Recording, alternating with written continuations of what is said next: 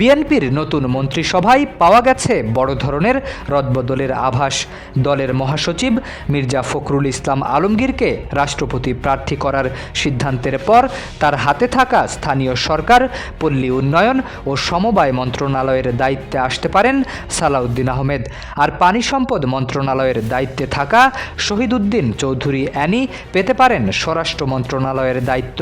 আজ দুপুরে সচিবালয়ে চলমান বিএনপির শীর্ষ নেতাদের বৈঠক সূত্রে এমন তথ্য জানা গেছে। বৈঠকে প্রধানমন্ত্রী ও দলের চেয়ারম্যান তারেক রহমানের সভাপতিত্বে মন্ত্রিসভার গুরুত্বপূর্ণ দায়িত্বগুলো নিয়ে আলোচনা হয় বলে জানা গেছে।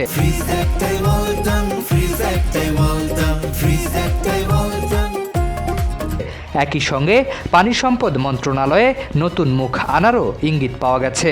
এদিকে মন্ত্রিসভায় শুধু অ্যানি কিংবা সালাউদ্দিনের দায়িত্ব পরিবর্তনেই বিষয়টি সীমাবদ্ধ থাকছে না, আরও বেশ কিছু মন্ত্রণালয়ে রদবদল হতে পারে বলেও বৈঠক সূত্রে ইঙ্গিত পাওয়া গেছে।